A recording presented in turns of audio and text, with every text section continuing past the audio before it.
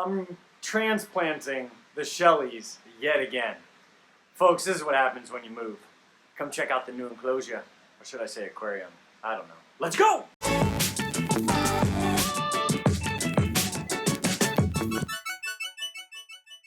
Alright folks, so we're going to be scaping and transplanting the Shelleys yet again. This is going to be the third time. If you count the move, it's the fourth time. I didn't lose any on the move, got sick, lost a few.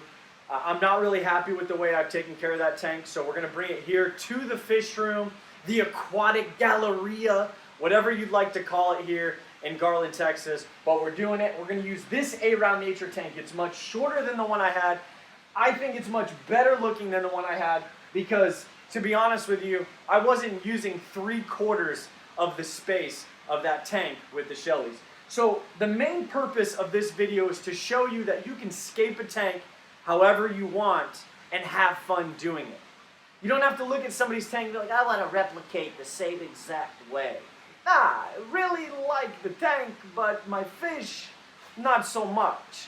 So I want you to understand that scaping your tank should be fun, it should be about you, and it should be a reflection of the ideas that you had in your head. So we're going to do this. We're going to add sand first. We're going to show you a couple rocks. We're going to add the shells, and we're going to get at it. Let's go!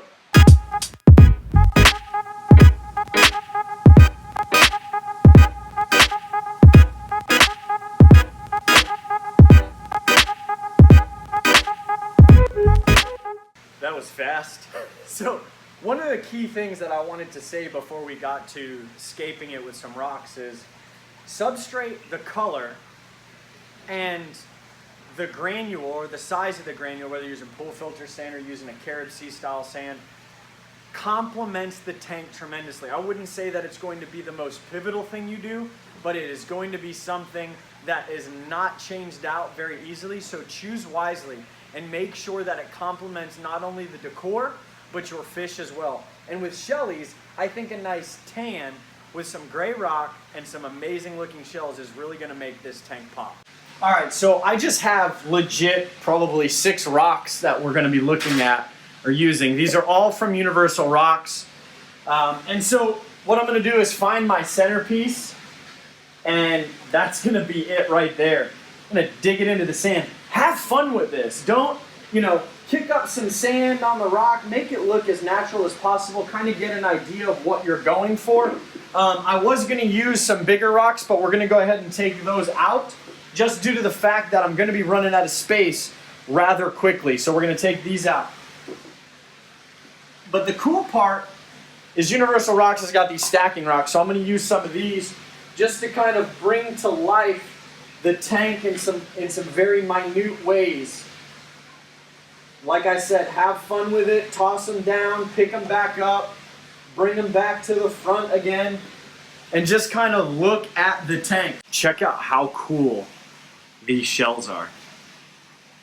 Really, really awesome. So the key with shell dwellers is they will do what they want to do when they want to do it. So you just plop and drop the shells. I like to face the opening of the shell out. I have double the amount of shells, so I'll add more shells up here, and then I'm going to grab some more small rocks. And then this is going to be the landscape for the Shelleys. Outside of that, just know that anything you do with them, as soon as you put them in, they're going to move sand. They're going to create little bowers, which are very similar to this in front of their shell. I've seen it time and time again with the Brevis. And then they'll be able to kind of scoot away if they want to some shells tucked away in the back. We'll add a few more rocks in the corners and just mainly put all the shells up front so that we can see the Shelleys when they're doing their thing. Just like that, you got yourself an African cichlid shell-dwelling tank from Lake Tanganyika. Now here's the cool part. You're going to add more shells. Go crazy with the shells. It's going to prevent a lot of things from happening with the Brevis that we're utilizing in this aquarium. We added some more rocks off camera, so none of that little sorcery magic that we were doing. We actually put more rocks in there. Just in case the Brevis want to cruise around outside the shells, which they typically don't, but if they do, they're going to have some room, and maybe we'll add some other fish. Leave us a comment and let us know what else you would like to see in this tank that would actually go. Not, hey, can we put some cloud loaches in there with the Lake Tanganyika shell dwellers? We don't want to do that. We want to keep it very specific. So stay tuned. We're going to be adding the fish here in the next couple days, and it's going to be pretty awesome. Thanks for watching. Hit the like button, share, subscribe, the little bell, tap. Hit the dislike button for all I care. It means that you took time out to actually check out the video, or you were thinking of this channel and you're like, Smithers, we're going to hit the dislike button because we don't like the guy. But we appreciate it because, well, you were thinking of us. You know what's next. Holla! Thanks for watching. Subscribe.